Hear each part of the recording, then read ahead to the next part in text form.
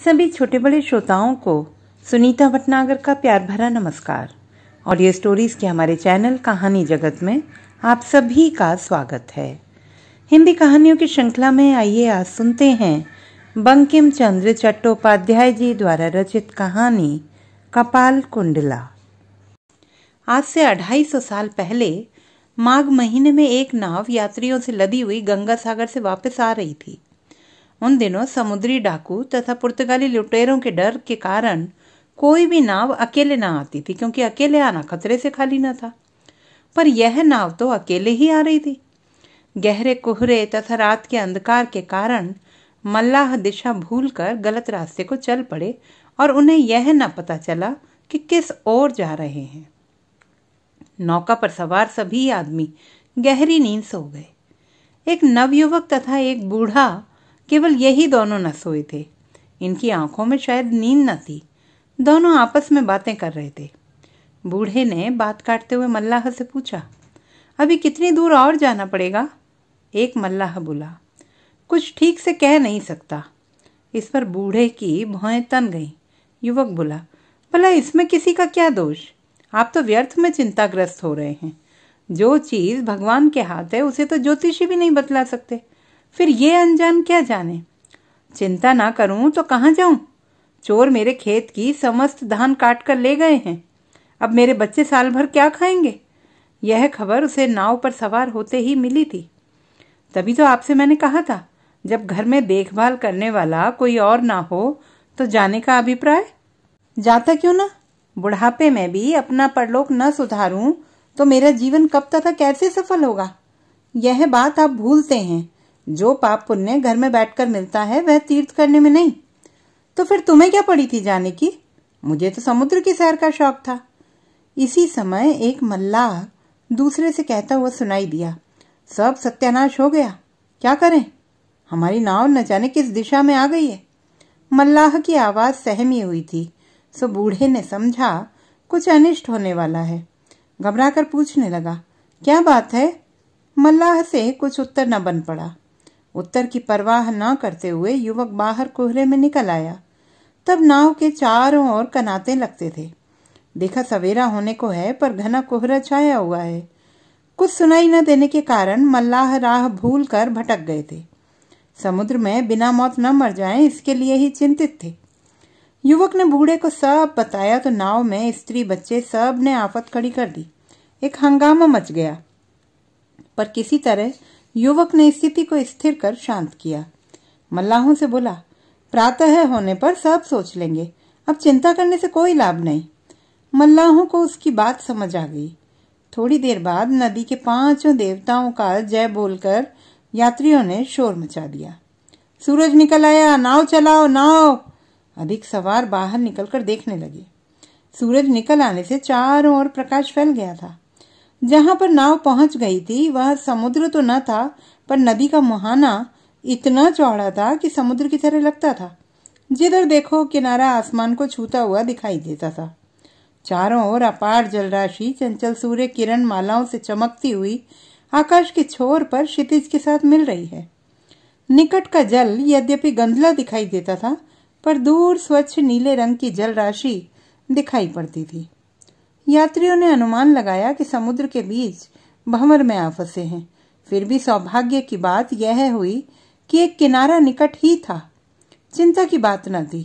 सूर्य निकलने पर अनुमान लगाकर मल्लाहों ने बताया कि वह किनारा समुद्र का पश्चिमी किनारा था। नाविकों ने यात्रियों से कहा, अभी ज्वार आने में देर है, जब तक तुम रेत पर भोजन आदि कर लो। पर लकड़ी न होने के कारण सबको चिंता हुई। लेने जाए भी तो कौन? जंगल में किसी की हिम्मत न पड़ी। तब वृद्ध नवयुवक से बोला, तुम्हारे होते हुए क्या हमें उपवास करना पड़ेगा? युवक कुछ सोच कर बोला, अच्छा मैं जाता हूँ, कोई आदमी मेरे साथ डंडा लेकर आए। पर कोई भी जब जाने को तैयार नहीं हुआ तो वह अकेला ही चल दिया। उसे लकड़ी काटने का अभ्यास न था, फिर भी उसने किसी तरह लकड़ियां काट ली, पर उन्हें उठाना उसके बस का ना था।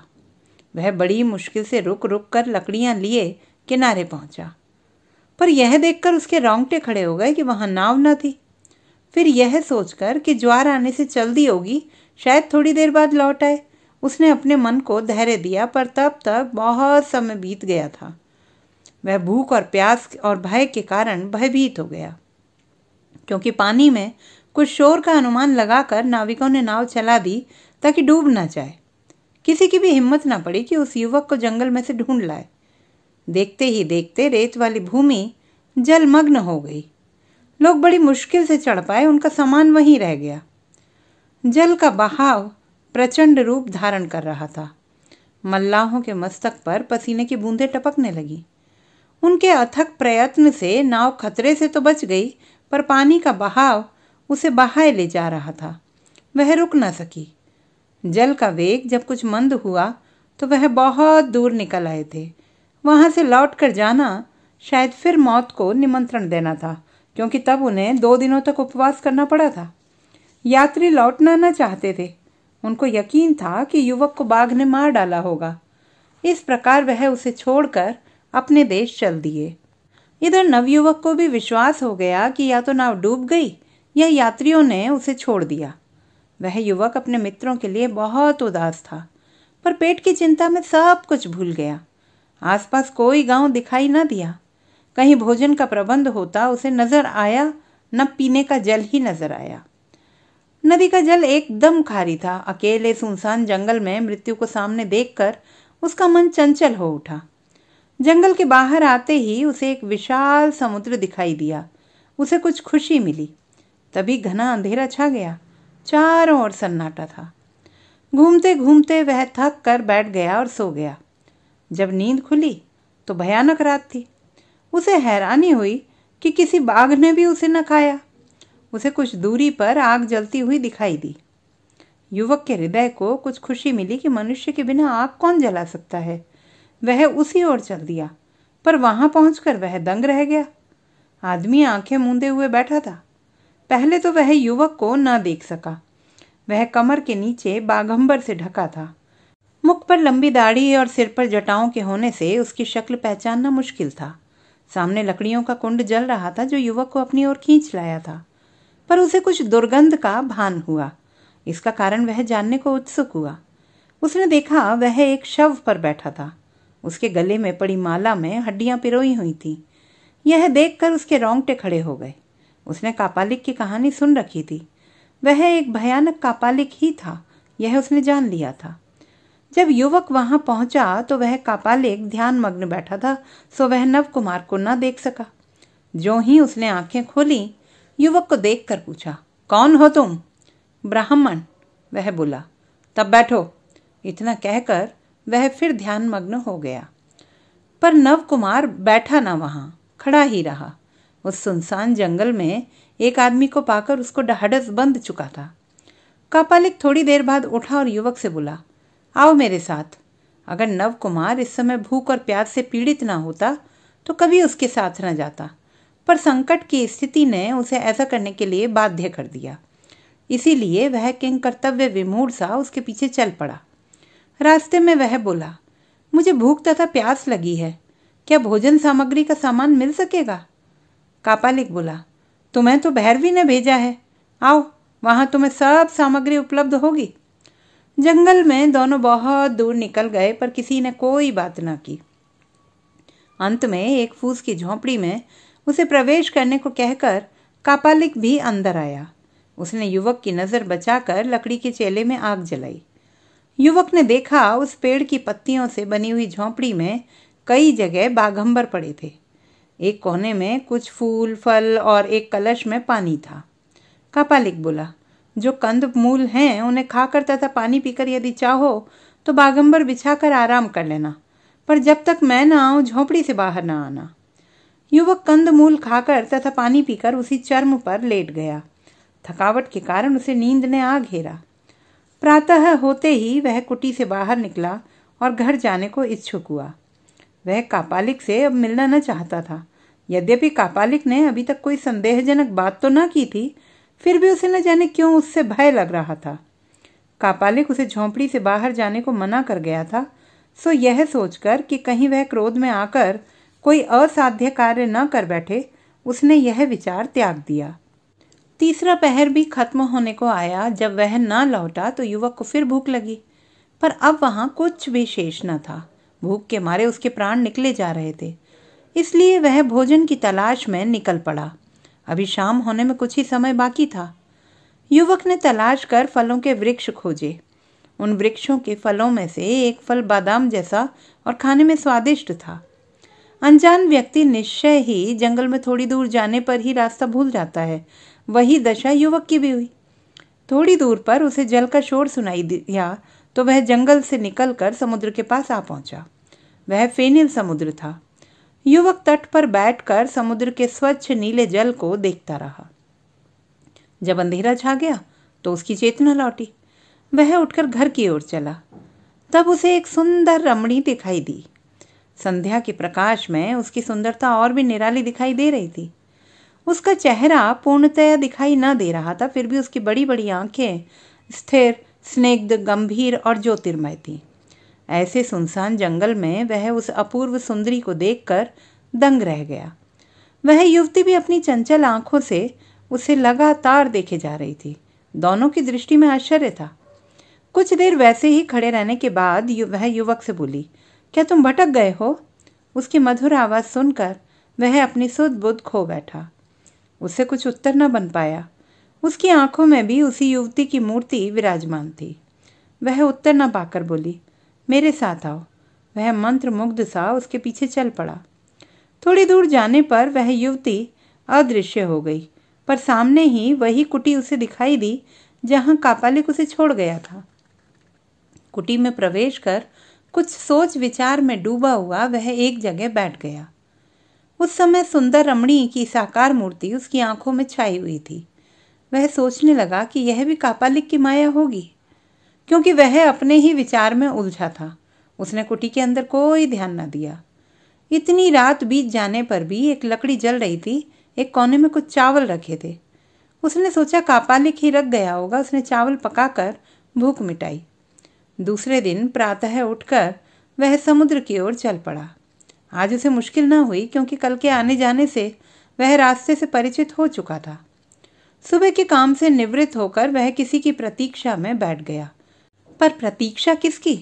वह पिछले दिन वाली रमणी के विषय में विचार मग्न था। उसे वहां बैठे हुए शाम हो गई और अंधेरा बढ़ने लगा। जब कोई न आया तो वह कुटी को लौट गया। वहां पर कापालिक उपस्थित था। उसी प्रकार मौन जमीन पर बैठा रहा। नव कुमार नम्रतापूर्वक बोला, बहुत देर से आपने दर्शन नहीं दिए महाराज। क्या क्रुद्ध हैं? नहीं, मैं तपस्या में मग्न था।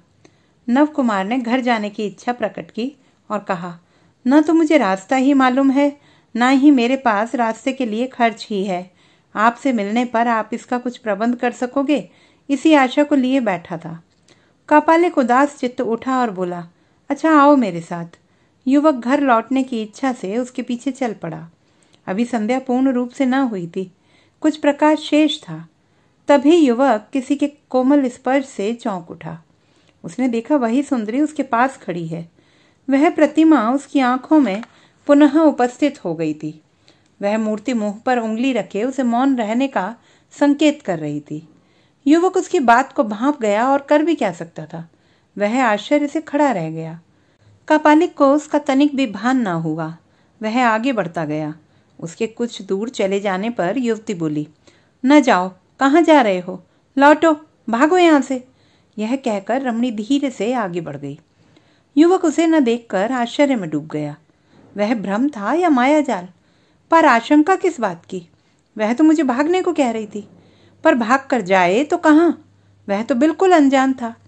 तभी उसने देखा कि कापालिक उसे आता न देख लौट रहा है। वह बोला, चलो, देर क्यों कर रहे हो? युवक फिर उसके पीछे पीछे चल दिया। कुछ दूर जाने पर एक कच्ची कुटिया दिखाई दी, जिसके पीछे समुद्र तट था। कापालिक कुटी की बगल से युवक को लेकर चला। तभी वह रमणी तीर की भांति निकली और बोली, भागो, क्या तुम नहीं जानते कि मनुष्य की बलि से तांत्रिक की पूजा होती है? युवक का डर के मारे शरीर पसीने से लथपथ हो गया था। सुंदरी की बात कापालिक को सुनाई दे गई। तभी वह बोला, कपाल कुंडले। बादलों की गर्जन की भांति यह स्वर युवक को जान पड़ा। कपाल कुंडला ने इसका कोई उत्तर न दिया। कापालिक नव कुमार का हाथ पकड़कर ले जाने लगा। नर हिंसक हाथों का स्पर्श पाते ही उसका खून धमनियों में तीव्र गति से प्रवाहित होने लगा। उसमें न जाने कहां से इतनी शक्ति आ गई कि वह साहस पूर्वक बोला, छोड़ो मेरा हाथ। कापालिक बिना उत्तर दिए चलता रहा। कहां ले जा रहे हो मुझे? पूजा के स्थान पर। लेकिन क्यों? तुम्हारी बलि दी जाएगी। युवक ने पूर्ण शक्ति से हाथ खींचा। अगर कापालिक के बदले कोई और होता तो गिर जाता, पर उसका तो शरीर तनिक भी नहीं हिला। उसका हाथ कापालिक के हाथ में ही रहा। विवश होकर वह चलता रहा। कुछ दूरी पर ही पूजा का स्थान था। रेत के एक ढेर पर लकड़ी जल रही थी। पूजा का सामान पड़ा हुआ था। युवक को निश्चय हो गया था कि आज की पूजा का सामान उसे ही बनाया जाएगा। जंगल की सूखी बेलों की रस्सियों से उसके हाथ पैर बांधकर उसे बालू पर लिटा दिया गया। युवक ने बहुत हाथ पैर पटके, पर बंधन मुक्त ना हो सका। मृत्यु उसकी आंखों के समक्ष नाच उठी। उसका खून जम गया। वह मन ही मन भगवान का स्मरण करने लगा। कापालिक उसे बल प्रयोग करता हुआ देखकर बोला, मूर्ख, तेरा जीवन तो आज ही सफल हुआ, क्योंकि तेरा शरीर भैरवी के काम आएगा। फिर तू किस लिए जीवन का मोह कर रहा है? पूजा समाप्त कर लेने के बाद वह उठकर युवक के पास आया। युवक समझ गया कि मृत्यु अत्यंत निकट है। उसने आंखें मूंद ली, क्योंकि अब वह केवल 2 पल के लिए ही मेहमान था इस दुनिया में। कापालिक वहां अपना खड्ग न देखकर आश्चर्य में डूब गया। वह क्रोध से भरी आवाज में कपालकुंडला को पुकारने लगा, पर कोई उत्तर न पाकर वह पग बढ़ाता हुआ कुटी की ओर चल दिया। सारी कुटिया छान मारी, पर खड्ग कहीं ना मिला, ना ही मिलना था। खड्ग लिए कपालकुंडला युवक के पास पहुंची। उसे बंधन मुक्त कर दिया और बोली, भागो, आओ मेरे पीछे। यह कहकर वह मार्ग प्रदर्शन करती हुई दौड़ पड़ी। युवक ने भी उसका अनुसरण किया। कापालिक को जब खड्ग ना मिला और न ही कहीं कपालकुंडला दिखाई दी, तो उसे संदेह उत्पन्न हुआ। पूजा के स्थान पर आकर उसने देखा तो युवक भी वहां न था। टूटी हुई बिखरी लताओं को देखकर आश्चर्य में डूब गया। तभी वह युवक का पीछा करने लगा, पर घोर अंधकार में उसे कुछ दिखाई न दिया, न ही कोई पद ध्वनि सुनाई दी। कापालिक एक वृक्ष पर चढ़कर भागने वालों को देखने लगा, पर वृक्ष बरसात के कारण भीगा हुआ था। उसके चढ़ते ही टूट गया। साथ ही कापालिक औंधे मुंह जमीन पर गिर पड़ा। वह रमणी युवक को साथ लिए अंधेरी रात में भागी चली जा रही थी। युवक तो रास्ते से अनजान था, सो वह युवती के पीछे पीछे भागता रहा, पर कभी कभी वह आगे निकल जाती और युवक पीछे रह जाता। तब युवती ने उसे अपना आंचल थमाकर भागना शुरू किया। कुछ दूर और भागने के बाद वह धीरे धीरे चलने लगे। अब तक रात के 2 पहर खत्म हो चुके थे। अंधकार में कुछ भी दिखाई न दे रहा था। तभी उन्हें आगे चलकर एक देवालय दिखाई दिया। युवती ने दरवाजा खटखटाया। अंदर से आवाज आई, कौन है? दरवाजा खोलो। शायद वह मंदिर का पुजारी था जिसने द्वार खोला था। वह युवती उसके गंजे सिर को पकड़कर नीचे करती हुई उसके कान में कुछ कहने लगी। पुजारी कुछ देर चिंतामग्न खड़ा रहा, फिर बोला, महापुरुष क्या नहीं कर सकते? फिर तुम्हारा कुछ अनिष्ट ना होगा। वह पुरुष कहाँ है? माँ की कृपा से सब ठीक होगा। कपालकुंडला ने उस युवक को अंदर बुला लिया। पुजारी उससे बोला, आज तुम यहीं छिपे रहो, कल तुम्हें मेदिनीपुर पहुंचा दिया जाएगा। युवक ने अभी तक कुछ न खाया था। पुजारी ने भोजन की व्यवस्था की। वह तृप्त होकर पुजारी द्वारा दी गई शैया पर विश्राम करने लेट गया। उसके सोते ही कपालकुंडला समुद्र तट पर जाने को तैयार हो गई। पुजारी बोला, तुम्हें मैं माता स्वरूप मानता हूँ, इसीलिए तुम्हें माता से बढ़कर स्नेह करता हूँ। मेरी एक आज्ञा मानो। थोड़ा रुको, एक बात है। क्या बात है? मेरी प्रार्थना की अवहेलना न करना। नहीं करूँगी। कुछ कहो भी तो। मैं तुमसे भीख मांगता हूँ, वहाँ लौट कर न जाओ। क्यों? तुम्हारी जान को खतरा है? यह तो मुझे भी मालूम है। फिर क्यों उद्यत हो रही हो जाने को? वहाँ न जाकर फिर कहाँ जाऊँ? इस पुरुष के साथ भागकर कहीं दूर देश चली जाओ। कपालकुंडला सोच में डूब गई। उसे यूं देखकर पुजारी बोला, क्या सोच रही हो? यही कि जब तुम्हारा शिष्य आया था तब तो यही कहते थे कि स्त्री का पुरुष के साथ जाना उपयुक्त नहीं, और अब स्वयं ही मुझे इसके साथ भेजने को मजबूर कर रहे हो। उस समय तुम्हारी मृत्यु का संदेह न था। उस समय जिस शुभ कार्य की संभावना थी वह अब नामुमकिन है। चलो माता से अनुमति प्राप्त कराएं। यह कहकर पुजारी हाथ में दीपक लिए कपालकुंडला को साथ लेकर देवालय में जाकर काली की विकराल मूर्ति के सामने जा खड़ा हुआ। पुजारी ने आचमन लेकर पुष्प पात्र से एक बेल पत्र उठाकर माता के चरणों पर मंत्र पूत कर चढ़ा दिया। देखा, बेलपत्र गिरा नहीं। जिस कामना से अर्घ्य किया गया था उसमें मंगल था। तब वह कपाल कुंडला से बोला, देखो माता भी हम पर प्रसन्न है। इस युवक के साथ तुम स्वच्छंद होकर जाओ। मैं सांसारिक लोगों के चरित्र से परिचित हूँ। अगर तुम भागकर इसके साथ जाओगी तो लोग तुम्हें हीन समझेंगे, घृणामयी नजरों से देखेंगे। इसके गले में जनेऊ है, इसलिए ब्राह्मण जान पड़ता है। वैवाहिक बंधन में बंधकर जाना ही श्रेयस्कर है, नहीं तो मैं भी इस काम के लिए सहमत नहीं हूँ। विवाह? वह आश्चर्य से बोली, यह नाम तो कई बार मैंने तुमसे सुन रखा है, पर इसमें करना क्या होता है? पुजारी मुस्कुरा कर बोला, विवाह ही स्त्री का धर्म है, तभी वह सहधर्मिणी कहलाने की अधिकारी है। माता भी तो शिव की स्त्री है। कपाल कुंडला उसकी बात समझकर बोली, तो यूं ही सही, पर कापालिक ने मुझे इतने दिनों तक पाल पोस कर बड़ा किया, उन्हें छोड़कर जाने का मन नहीं मानता। उसने तुम्हें अपने मतलब के लिए पाला है, नहीं तो अब तक तुम कभी की बलि चढ़ गई होती। बिना स्त्री का सतीत्व नष्ट किए तांत्रिक विद्या पूर्ण नहीं होती। मैं भी तंत्र शास्त्र के विषय में जानता हूँ। माता जगदम्बा सतीत्व को नष्ट करने वाली पूजा को कभी ग्रहण नहीं करती, इसीलिए भाग जाने पर तुम कृतज्ञ न मानी जाओगी। अभी तक सिद्धि का समय नहीं आया है, इसलिए माता की भी यही इच्छा है कि तुम भाग जाओ। अगर कोई आशंका ना होती तो तुम्हें अपने पास रख लेता, पर तुम्हें तो मालूम ही है यह स्थान भी सुरक्षित नहीं है। विवाह स्वीकृत है मुझे। पुजारी कपाल कुंडला को बाहर बिठाकर स्वयं युवक के पास जाकर बोला, क्या आप जाग रहे हैं? युवक दरअसल चिंतित मन ही मन कुछ सोच रहा था। बोला, आओ बैठो, तुम्हारा परिचय पाना चाहता हूँ। मैं ब्राह्मण हूँ। किस श्रेणी के? राढ़ीय। मैं भी राढ़ीय हूँ। मेरे वंश में कुलाचार्य भी हैं, पर मैं तो अब माता की सेवा में हूँ। नाम क्या है आपका और निवास स्थान कहाँ है? नव कुमार, सप्तग्राम का निवासी हूँ। गोत्र क्या है आपका? विंध्य घटी। क्या आप विवाहित हैं? हाँ। स्त्री बच्चे? हाँ हैं। नव कुमार अपना वास्तविक भेद छिपा गया। विवाह तो हो चुका था, पर स्त्री न थी। राम गोविंद घोष की लड़की पद्मावती से उसकी शादी हुई थी, पर वह पिता के घर ही रही। जब 13 साल की हुई तो उसके पिता उड़ीसा चले गए। लौटते वक्त उनका पठानों से युद्ध हो गया।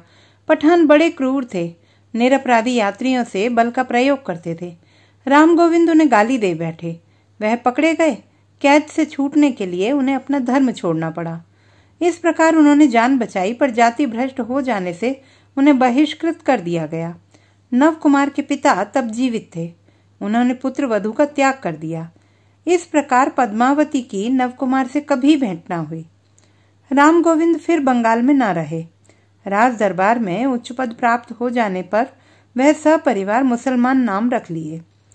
इसके बाद ससुर तथा पत्नी की कोई सूचना न पाकर नव कुमार का दिल संसार से उचाट हो गया। उसने और शादी न की। पुजारी इस बात से अनभिज्ञ था। उसने सोचा 2 शादियों में क्या बुराई है। बोला, जिस लड़की ने आपकी जान बचाई है आज उसी के प्राण संकट में है। जिसने उसे पाला पोसा है वह क्रूर स्वभाव का है। लौट कर जाने पर उसे जीवित न छोड़ेगा। क्या आप उसकी प्राण रक्षा नहीं कर सकते? मुझे भी इसका डर है। वह बोला, क्या मेरे उस नर हिंसक के पास लौटकर चले जाने पर इसके प्राणों की रक्षा हो सकती है? पुजारी मुस्कुरा दिया और बोला, तुम तो मूर्ख हो। इससे तो तुम्हारे साथ साथ इसके भी प्राण न बचेंगे। केवल एक ही उपाय है। वह क्या? आप इसे लेकर अपने देश भाग जाएं। यहाँ रहने से तुम 1-2 दिन में पकड़ लिए जाओगे। वह महापुरुष यहाँ आता ही रहता है। इसी से कपाल कुंडला का भाग्य अशुभ दिखाई पड़ रहा है। मेरे साथ भागने में मुश्किल ही क्या है? यह किसकी कन्या है, किस कुल में पैदा हुई है, इसके विषय में आपको कुछ भी नहीं पता। आप इसे भगाकर ले जाकर अपने घर में रख भी सकेंगे, इसका भी क्या भरोसा? संगिनी बनाकर ले जाने से भी क्या लाभ है? अगर आपने इसे अपने घर में स्थान न दिया तो यह अनाथ कहाँ मारी मारी फिरेगी? नव कुमार, जिसने मेरी रक्षा की उसके लिए मैं सब कुछ कर सकता हूँ। यह हमारे घर में ही रहेगी। पुजारी, ठीक है, अगर आपके घर वाले पूछें ये किसकी स्त्री है तो क्या कहोगे? आप ही इसका सही उत्तर मुझे बता दें, वही परिचय मैं वहां दे दूंगा। मेरी भी इच्छा इसे भेजने को नहीं होती। तुम इतनी लंबी राह कैसे पार करोगे? लोग तुम्हें देखकर क्या कहेंगे? मैं भी एक पुरुष के साथ उस कन्या को कैसे परदेश भेज दूं जिसे मैं बेटी सम स्नेह करता हूं? फिर तुम भी चले चलो। पीछे माता भवानी की पूजा कौन करेगा? नव कुमार शुद्ध हो बोला। तो फिर आप कुछ उपाय नहीं कर सकते? इसका एक ही उपाय है, वह भी आपकी उदारता पर निर्भर करता है। पुजारी, तो सुनो, यह एक ब्राह्मण कन्या है जिसे बचपन में लुटेरे उठा लाए थे, पर जहाज टूट जाने के कारण इसे समुद्र तट पर छोड़ गए। बाकी कहानी यह स्वयं ही बता देगी। इसके बाद कापालिक ने इसे अपनी सिद्धि का उपकरण बनाकर पाला। वह जल्दी ही अपना प्रयोजन सिद्ध करता, पर अभी यह अविवाहित तथा पवित्र है। आप इसे ग्रहण कर लें। विवाह के बाद इसका कोई कुछ भी अनिष्ट न कर सकेगा। मैं यथाशास्त्र विवाह संपन्न करा दूंगा। नव कुमार उठ बैठा और सोचने लगा। उसे यूं विचार मग्न देखकर पुजारी बोला, सवेरे तक खूब सोचकर अपना मत प्रकट करना, फिर अकेले जाना चाहो तो चले जाना। मैं तुम्हें मेदिनीपुर का रास्ता बता दूंगा। नव कुमार रात भर सोच में डूबा रहा। प्रातः ही पुजारी ने उससे कहा, कहिए क्या विचार है? नव कुमार, मुझे आपकी राय पसंद है। मैं कपाल कुंडला को किसी भी कीमत पर अपने से अलग न करूंगा, पर इसका कन्यादान कौन करेगा? पुजारी का चेहरा फूल की भांति खिल उठा, क्योंकि आज माता ने उसकी पुकार सुन ली थी। इसलिए वह बोला, कन्यादान मैं करूंगा। वह बोले, यद्यपि आज लग्न दिन नहीं है, फिर भी विवाह में कोई विघ्न नहीं। मैं गोधूली लग्न में कन्यादान कर दूंगा। तुम आज केवल व्रत रखना और शेष आचार व्यवहार अपने घर जाकर मना लेना। एक दिन तुम्हें उस महापुरुष से छिपाकर रख सकता हूँ। पश्चात तुम अपनी पत्नी सहित अपने घर चले जाना। नव कुमार के उद्यत हो जाने पर संध्या की गोधूली में दोनों का विवाह हो गया। कापालिक को इसकी भनक भी न मिली। दूसरे दिन दोनों प्रातः ही चल पड़े। पुजारी उन्हें मेदिनीपुर के रास्ते पर ले चला। कपाल कुंडला अत्यंत भक्तिपरायण थी। बेलपत्र को प्रतिमा के चरणों से च्युत होते देखकर वह रो दी। उसने पुजारी से भी बताया। वह भी यह सुनकर उदास हो गए। बोले, अब क्या हो सकता है? पति के साथ साथ तुम्हें भी सती होना पड़ेगा, इसलिए धैर्य से काम लो। तीनों मौन चलते गए। प्रातः होते ही वह मेदिनीपुर पहुंचे। तब पुजारी उनसे विदा ले लौट आया। कपाल कुंडला को भी यूं बिछुड़ते हुए रुलाई आ गई। संसार में उसका एकमात्र सूर्योदय था जिससे वह बिछुड़ रही थी। पुजारी का भी हृदय भर आया। वह भीगी आंखों को पोंछते हुए कपाल कुंडला से बोला, देख बेटी, तुझे तो मालूम ही है कि भवानी की कृपा से मुझे धन का अभाव नहीं है। तेरी धोती के किनारे से मैंने जो कुछ बांधा है उससे पति को कहकर एक पालकी तथा दासी कर लेना। मुझे अपना ही समझकर भुला न देना। पुजारी रोता हुआ विदा हुआ तो कपाल कुंडला भी भीगी पलकों से नवकुमार के साथ चल दी। नवकुमार ने मेदिनीपुर पहुंचकर कपाल कुंडला के लिए दासी तथा पालकी का प्रबंध कर लिया। पैसे की कमी के कारण वह स्वयं पैदल चल पड़ा। नवकुमार थक गया था, इसलिए दोपहर के भोजन के बाद पालकी उसे पीछे छोड़कर आगे निकल गई। संध्या समय शीत ऋतु में आकाश में बादल छाए हुए थे, इसलिए पूर्ण अंधकार का राज्य था। रात्रि में कुछ बूंदाबांदी भी शुरू हो गई थी। नवकुमार कपाल कुंडला के लिए व्याकुल हो उठा। उसे यकीन था कि सराय में भेंट हो जाएगी, पर वह वहां भी न थी। नवकुमार शीघ्रता से अंधेरे में ही आगे बढ़ा, तभी किसी कड़ी चीज से उसका पांव टकरा गया। टकराते ही वह चीज टूट गई। नवकुमार ने महसूस किया कि वह पालकी ही टूटी पड़ी है। भय से उसका हृदय कांप उठा। उसे कपाल कुंडला की चिंता हुई, पर आगे बढ़ते ही किसी गुदगुदी वस्तु से वह टकरा गया। उसने टटोल कर देखा, कोई मनुष्य था। उसने उसकी नाक के पास हाथ रखकर देखा तो श्वास न चल रहा था। फिर यह विचार आया, यह शब्द कैसा? शायद वहां कोई व्यक्ति हो। वह बोला, क्या कोई जीवित है? है। तुम कौन हो? तुम कौन हो? नवकुमार को यह स्वर स्त्री का जान पड़ा। उसने घबराकर पूछा, कपाल कुंडला हो क्या? स्त्री बोली, मैं किसी कपाल कुंडला को नहीं जानती। हम पर डाकुओं ने आक्रमण कर दिया है। यह सुनकर नवकुमार बोला, क्या हुआ है तुम्हें? डाकुओं ने मेरे आदमियों को मार भगाया। एक तो मर ही गया है। वह मुझे पालकी से बांधकर सब गहने ले गए हैं। नवकुमार ने देखा वह सचमुच पालकी से बंधी थी। उसको बंधन मुक्त कर बोला, क्या चल सकती हो? नहीं, मेरे पैर में लाठी लगी है। पैर में दर्द है। थोड़ी सहायता मिलने पर उठ सकती हूँ। नवकुमार ने हाथ बढ़ाया। सहारा पाकर स्त्री उठ गई। उसने पूछा, क्या पैदल चल सकोगी? इसका जवाब न देकर वह बोली, किसी को अपने पीछे आते हुए नहीं देखा क्या आपने? चट्टी निकट ही थी। थोड़ी देर के बाद वह उस स्त्री को लेकर चट्टी में पहुंचा। देखा वहां पर कपाल कुंडला पहले से ही उपस्थित थी। दासियों ने उसके लिए एक कमरा ले लिया था। नवकुमार अपने साथ आई हुई स्त्री को बगल की कोठरी का प्रबंध कर दे आया। मालकिन एक दीपक ले आई। उजाला होने पर नवकुमार ने देखा कि वह एक अत्यंत सुंदर स्त्री थी। उसकी रूप राशि तरंग से उसकी यौवन शोभा सावन की नदी की तरह छल चला रही थी। नवकुमार उसे मंत्रमुग्ध सा देखता रहा। तभी स्त्री ने हंसकर पूछा, इससे पहले क्या आपने कभी किसी स्त्री को नहीं देखा? इतनी सुंदर नहीं? क्या एक भी नहीं? एक तो कह नहीं सकता, फिर वह आपकी गृहिणी होगी। क्यों, गृहिणी की बात ही क्यों सोचते हो? बंगाली लोग अपनी गृहिणी को सबसे सुंदर मानते हैं। मैं बंगाली जरूर हूं, पर आप भी तो उन्हीं की तरह बातें कर रही हो। किस देश में रहती हो? युवती ने अपनी लटकती पोशाक को दिखाकर कहा, मैं अभागिन बंगाली नहीं, पश्चिम प्रदेश की मुसलमानी हूं। नवकुमार आश्चर्य में डूब गया, क्योंकि उसका पहनावा मुसलमानों का जरूर था, पर आवाज तो बंगाली जैसी थी। थोड़ी देर बाद वह बोली, आपने बड़ी होशियारी से मेरा परिचय तो ले लिया, पर अपना नहीं बताया। उस रूपसी गृहिणी का घर कहाँ है? मेरा घर सप्तग्राम में है। यह सुनकर उसने मुंह दीपक की ओर मोड़ लिया और बोली, मेरा नाम मोती है। और आपका? नवकुमार शर्मा। सहसा दीपक बुझ गया। तभी नवकुमार ने मालकिन को दूसरा दीपक लाने को कहा। थोड़ी देर बाद वहां एक मुसलमान आया। उसे देखकर वह स्त्री बोली, इतनी देर क्यों लगी? पालकी ढोने वालों को इकट्ठा करने में हम लोग पालकी से बहुत पीछे रह गए। फिर पालकी को टूटा फूटा तथा आपको वहां न देखा तो हम चिंतित हुए। अभी वह सब लोग वहीं हैं, केवल मैं ही आपकी तलाश करने के इरादे से इधर आया हूँ।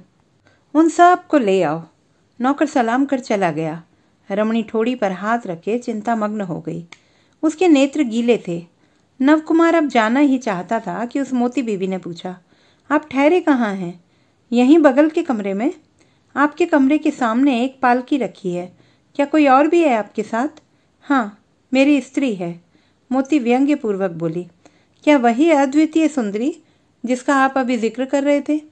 देखने पर आप स्वयं समझ लेंगी। क्या उनसे मैं मिल सकती हूँ? क्यों नहीं, मेरी उससे मिलने की बड़ी इच्छा हो रही है। अभी आप जाएं, थोड़ी देर बाद आपको सूचित कर दूंगी। कुछ देर बाद दास दासी एक संदूक लिए उपस्थित हुए। उन्होंने बताया कि बीबी जी ने आपको बुलाया है। नवकुमार जब वहां पहुंचा तो उस रमणी की सज धज देखकर हैरान रह गया। वह बहुमूल्य वस्त्रों तथा सुंदर अलंकारों से सुसज्जित थी। बोली, चलो आपकी पत्नी से मिलाऊं? वह बोला, लेकिन गहनों की क्या जरूरत थी? मेरी पत्नी के पास तो गहने नहीं हैं। पर चलो। नवकुमार उसके साथ चल पड़ा। गहने दिखाने के लिए ही तो पहने जाते हैं। स्त्रियों के पास गहने हों और वे दिखाएं ना, यह तो हो ही नहीं सकता। वहां जाकर देखा कपाल कुंडला नीचे फर्श पर बैठी थी। दीपक टिमटिमा रहा था। केश राशि से पिछला भाग अंधेरे में था। मोती बीबी उसे देखकर मुस्कुराई। वह दीपक उठाकर कपाल कुंडला के चेहरे को देखने लगी और देखते ही उसका हंसना बंद हो गया। वह गंभीर बन गई। अपने नेत्रों से वह उसकी मोहनी सूरत को देखती रह गई। मोती बीबी उस पर लट्टू हो गई, पर कपाल कुंडला के आश्चर्य का ठिकाना न रहा। थोड़ी देर बाद मोती बीबी अपने आभूषण उतार कर उसे पहनाने लगी। उसने सब गहने कपाल कुंडला को पहना दिए। वह मौन बैठी रही। नवकुमार बोला, आप यह क्या कर रही हैं? पर वह कुछ न बोली। सब गहने पहना देने के पश्चात वह बोली, ऐसा फूल तो राजाओं के उद्यान में भी नहीं खिलता। काश इसे राजधानी में देख पाती। इसके लिए इसे गहने पहना रही हूँ। ये गहने इसी के योग्य हैं। इन्हें पहनकर कभी कभार मुझे याद कर लेना। नवकुमार हैरान होता हुआ बोला, इतने सारे बहुमूल्य गहने लेकर भला मैं क्या करूँगा? और लूँ भी तो क्यों? इन्हें लिए बिना भी मैं आपको भुला न सकूँगा। मोती बोली, मेरे पास ढेर सारे अलंकार हैं। इन्हें देकर मैं गहनों से वंचित न हो सकूंगी। इन्हें पहनाकर मुझे बहुत आनंद मिला है। उसमें आप क्यों रुकावट डाल रहे हैं? यह कहकर मोती बीबी ने अकेले में कपाल कुंडला से पूछा, बीबी यह कौन थे? युवती ने उत्तर दिया, मेरा पति। मोती बीबी ने उन गहनों को रखने के लिए एक बक्स भेज दिया। नव कुमार ने 1-2 गहने कपाल कुंडला के पास रहने दिए, बाकी सब संदूक में बंद कर दिए। दूसरे दिन मोती बीबी वर्धमान तथा नवकुमार पत्नी सहित सप्तग्राम को रवाना हो गए। कपाल कुंडला को एक पालकी में बिठाकर संदूक उसके पास रख दिया गया। कहार पालकी को लेकर नवकुमार को पीछे छोड़ गए। कपाल कुंडला दरवाजा खोलकर चारों ओर देखने लगी। तभी एक भिखारी भीख मांगता हुआ दिखाई दिया। वह कपाल कुंडला से भीख मांगने लगा। कपाल कुंडला, मेरे पास कुछ भी नहीं है, क्या दूं तुम्हें? भिक्षुक कपाल कुंडला को शरीर पर गहने पहने हुए देखकर बोला, यह क्या कह रही हो? तुम्हारे पास तो इतने हीरे मोती के गहने हैं। कपाल कुंडला, गहना पा जाने से संतुष्ट हो जाओगे? भिखारी, और नहीं तो क्या। कपाल कुंडला ने निष्कपट भाव से सभी गहने अपने शरीर से उतारकर संदूक समेत उसे दे दिए। भिखारी क्षण भर को विह्वल हो गया, फिर गहने लेकर शीघ्रता से भाग गया। दास दासियों को इसका तनिक भी पता न चला, क्योंकि यह काम पलक झपकने के बराबर ही हो गया था। कपाल कुंडला सोचने लगी कि भिक्षुक आखिर इस तरह क्यों भागा। नव कुमार कपाल कुंडला को लिए जब घर पहुंचा तो उसका पिता परलोक सिधार चुका था। घर में विधवा माँ तथा 2 बहनें थीं। बड़ी बहन विधवा थी, दूसरी सधवा होते हुए भी विधवा समान थी, क्योंकि वह एक कुलीन स्त्री थी। नव कुमार के परिवार के तथा अन्य सभी लोगों की यही धारणा थी कि उसे बाघ ने मारकर मृत्यु का ग्रास बना लिया है, क्योंकि नाविकों ने यही अफवाह फैला दी थी, जिसे सुनते ही घर में कोहराम मच गया था।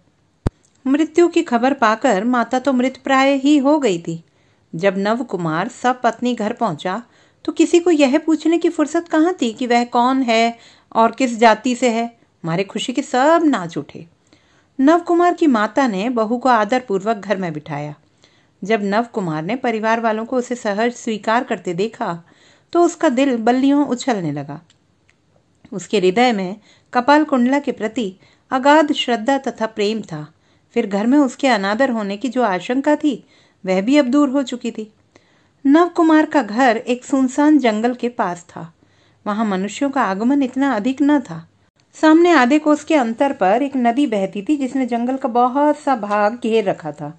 मकान ईंटों का बना था, पर देश व काल के अनुसार इसे साधारण मकान कोई नहीं कह सकता था। 2 मंजिला मकान अवश्य था, पर कम ऊंचा था, आजकल के 1 मंजिला मकान जितना। मकान की छत पर 2 स्त्रियां खड़ी हुई शाम की सुंदर शोभा का दृश्य देख रही थीं। एक ओर सघन वन था, दूसरी ओर चांदी के तार के समान सफेद बहती हुई नदी अपनी निराली शोभा दिखा रही थी। ये दोनों युवतियां अटारी के ऊपर खड़ी थीं। उनमें से एक के शरीर का रंग चंद्रमा की तरह उज्जवल तथा बिखरे हुए केश प्रायः उसके आधे मुख को छिपाए हुए थे। दूसरी काले रंग की षोडशी सुमुखी, कद छोटा तथा मुंह भी छोटा था। मुंह का ऊपरी हिस्सा यानी मस्तक घुंघराले बालों से घिरा हुआ था। चंद्र किरण से शोभायमान कपाल कुंडला तथा काले रंग वाली षोडशी उसकी ननद श्यामा थी। श्यामा भौजाई को कभी प्यार से बहू, कभी सम्मान पूर्वक बहन तथा कभी मृण्मयी कहकर बुलाती थी। उसका कहना था कि कपाल कुंडला नाम से भय आता है, इसलिए मृण्मयी नाम ज्यादा उपयुक्त है उसके लिए। श्यामा बचपन का एक गीत गाती हुई मृण्मयी से बोली, क्यों भाभी, क्या हमेशा तपस्विनी ही बनी रहोगी? मृण्मयी, तो क्या मैं तपस्या कर रही हूँ? श्यामा, तो फिर अपने खुले केश संवार क्यों नहीं लेती? मृण्मयी ने मुस्कुराते हुए अपने लहराते बाल श्यामा के हाथों से छुड़ा लिए। श्यामा, अच्छा, तो फिर मेरी तरह श्रृंगार करके एक बार फिर मेरी तमन्ना भी पूर्ण कर दो। आखिर कब तक यूं योगिनी बन के काम चलेगा? जब तेरे भैया से मेरी मुलाकात हुई ना, तब तो मैं योगिनी ही थी। अब और ऐसे ना रह सकोगी। क्यों ना रह सकूंगी? मैं तुम्हारा योग तोड़ दूंगी। क्या पारस पत्थर के चमत्कार के विषय में तुम्हें मालूम नहीं है? नहीं, मैं नहीं जानती। पारस के छूते ही लोहा भी स्वर्ण बन जाता है। वह कैसा होता है? पुरुष की हवा लगने से योगिनी गृहिणी का रूप धारण कर लेती है। तूने भी उसे स्पर्श कर लिया है। यह कहकर श्याम सुंदरी फिर सुर प्रलापने लगी। मृण्मयी बोली, आ गया समझ में। कल्पना करो, मैंने पारस पत्थर छू लिया और मैं सोना बन गई हूँ। चोटी कर ली, उसमें फूल लगा लिए, गले में चंद्रहार भी पहन लिया और मैं बन गई सोने की पुतली। यह सब तो हो चुका, परंतु इसके होने से मुझे क्या सुख मिला? बताओ, फूल के खिलने से क्या सुख होता है? लोगों को उसे देखने में सुख का अनुभव होता है, पर फूल को क्या वही सुख प्राप्त होता है? श्याम सुंदरी गंभीर हो गई। उसकी मुस्कान लुप्त हो गई। प्रभात समीर से स्पर्श पाकर नील कमल जैसे नेत्र विस्फारित होकर चमक उठे। वह बोली, फूल को क्या सुख है इसका वर्णन तो मैं नहीं कर सकती। मैं कभी फूल बनकर खिल ही ना सकी। तुम्हारी तरह कली होती तो खिलकर अवश्य ही अनुभव कर लेती। फूल की तरह खिलने में ही सुख मिलता है। पुष्प रस, पुष्पगंध दूसरों को बांटते रहने में ही उसका सुख विद्यमान है। आदान प्रदान ही संसार के सुखों का मूल है, अन्य कुछ भी नहीं। वन में रहकर मृण्मयी कभी यह बात हृदयंगम नहीं कर सकी, इसलिए इस बात का उसके पास कोई जवाब न था। श्यामा उसे चुप देखकर बोली, अच्छा इसे छोड़ो, यह बताओ कि तुम्हें क्या सुख है इसमें? कुछ सोचकर वह बोली, बता नहीं सकती, शायद वन वन डोलने में ही मुझे अधिक सुख का अनुभव होता था। श्याम सुंदरी निस्तब्ध रह गई। वह शुद्ध भी हुई, कुछ रुष्ट सी होकर बोली, अब क्या लौट जाने का कोई उपाय नहीं है? अब तो कोई उपाय नहीं है, तो फिर क्या करोगी? पुजारी कहा करता था, यथा नियुक्तो सिम तथा करोमि। श्यामा ने मुंह पर कपड़ा रखकर हंसते हुए कहा, बहुत ठीक है, अब क्या करोगी? मृण्मयी दीर्घ श्वास लेकर बोली, जो भाग्य में बधा है उसे कौन मिटा सकता है? जो भाग्य में लिखा जा चुका है उसे तो भोगना ही पड़ेगा। क्यों, भाग्य में क्या है? सुख ही तो लिखा है। तुम व्यर्थ में ठंडी सांस क्यों भर रही हो? मृण्मयी सुनो, जब मैं स्वामी के साथ यात्रा करने को उद्यत हुई तो मैं माता भवानी के चरणों पर बेलपत्र अर्पित करने गई, क्योंकि मैं कोई भी काम बिना माता की आज्ञा लिए न करती थी। यदि उस कर्म का फल शुभ होता तो माँ बेलपत्र ग्रहण कर लेती, यदि अमंगल होता तो गिरा देती। अपरिचित व्यक्ति के साथ अनजान देश में जाते कुछ आशंका पैदा हुई, क्योंकि माता ने बेलपत्र ग्रहण न किए। इसी कारण भाग्य में क्या लिखा है यह मैं क्या जानूं? यह कहकर मृण्मयी मौन हो गई, पर श्याम सुंदरी अमंगल की कल्पना मात्र से ही सिहर उठी। कपाल कुंडला को साथ लिए नवकुमार जब सराय से घर की ओर चले थे तो मोती बीवी भी बर्धमान रवाना हो चुकी थी। जब तक मोती बीवी अपनी यात्रा पूरी करें तब तक उठकर कुछ हाल चाल जान लेना जरूरी है। मोती बीवी का चरित्र पाप तथा पुण्य का विचित्र संगम था। जब उसके पिता ने इस्लाम धर्म को स्वीकृत कर लिया तो उसका नाम पद्मावती से लुत्फुन्निया रख लिया गया। मोती बीवी उसका नाम न था, केवल कभी कभी देश विदेश भ्रमण करते समय इस नाम को धारण कर लेती थी। उसके पिता ढाका में सरकारी काम में नियुक्त थे। वहां उनके स्वदेशी लोगों का आना जाना रहता था। अपने जाने पहचाने लोगों के बीच समाजच्युत होने के बाद रहना उन्हें सुहाता न था, इसलिए वह वहां से आगरा चले गए। अकबर बादशाह ने शीघ्र ही उन्हें उच्च पद पर नियुक्त कर दिया। इधर लुत्फुन्निया दिन ब दिन युवा होने लगी। आगरे में उसने संस्कृत, फारसी तथा नृत्य एवं गायन विद्या भी प्राप्त कर ली थी। राजधानी की रमणियों में उसकी प्रसिद्धि हो गई। दुर्भाग्यवश विद्या अध्ययन उसका जितना अधिक था, नीति के संबंध में भी वह उतनी ही निपुण थी। लुत्फुन्निया को जवान होते ही प्रतीत हुआ कि उसकी मनोवृत्तियां दुर्दम वेगवती हैं। इंद्रिय निग्रह की तनिक भी शक्ति उसमें नहीं है। अमुक व्यक्ति अच्छा है या बुरा ऐसा सोचकर कभी वह काम न करती थी। जो अच्छा लगता वही करती। यौवनावस्था के सभी दोष उसमें मौजूद थे। उसका पहला पति जीवित था, इसीलिए किसी भी उम्रा ने उससे शादी न की। उसका विवाह के प्रति विशेष लगाव न था। उसने सोचा, फूल फूल पर सर्वत्र विहरण करने वाली तितली के पंख क्यों कटवा दूं?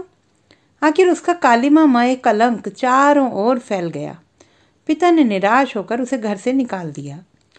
लुत्फुन्निया गुप्त रूप से जिनसे संबंध रखती थी उनमें राजकुमार सलीम भी थे, पर कुल के कलंकित होने के भय से वह उसे महल में न रख सके। जब राजा मानसिंह की बहन सलीम की प्रधान महिषी हुई तो लुत्फुन्निया को उसकी प्रधान अनुचरी बना दिया गया। लुत्फुन्निया बेगम की सखी बन गई। परोक्ष रूप से वह युवराज सलीम की अनुग्रह पात्री बन गई थी। सलीम के हृदय पर अधिकार पा जाने पर वह पटरानी बनने के सुंदर स्वप्न सजोने लगी। महल के समस्त लोग इस बात को निश्चित रूप से ही समझ चुके थे। ऐसे सुख सपने से उसकी नींद टूटी जब अकबर बादशाह की खजांची ख्वाजा अब्बास की पुत्री मेहरुन्निसा उससे ज्यादा रूपवती निकली। एक दिन ख्वाजा साहब ने सलीम को अपने घर निमंत्रित किया। सलीम से उसकी मुलाकात हुई तो उसी दिन से वह उसे दिल दे बैठा, पर मेहरुन्निसा का संबंध शेर अफगान नामक एक पठान से पक्का हो चुका था। सलीम ने अपने पिता अकबर द्वारा इस संबंध को तोड़ना चाहा, पर न्यायप्रिय अकबर ने इसे स्वीकार न किया। विवश होकर सलीम को सब्र करना पड़ा, पर जैसे ही बादशाह अकबर ने इस दुनिया से मुंह फेरा कि सलीम ने मेहरुन्निसा को अपनी प्रधान महिषी बना लिया। लुत्फुन्निया के सुंदर सपने पर पानी फिर गया।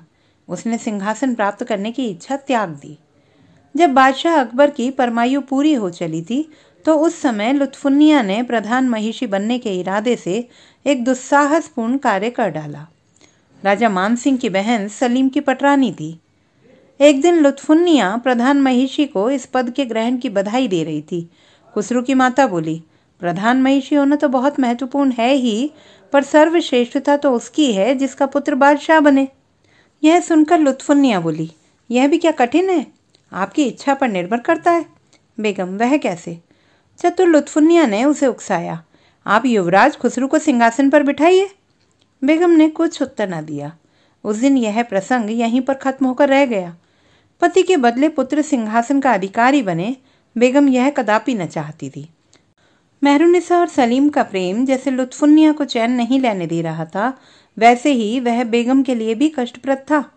मानसिंह की बहन एक साधारण कन्या की आज्ञाकारिणी बने, यह भला कैसे हो सकता था?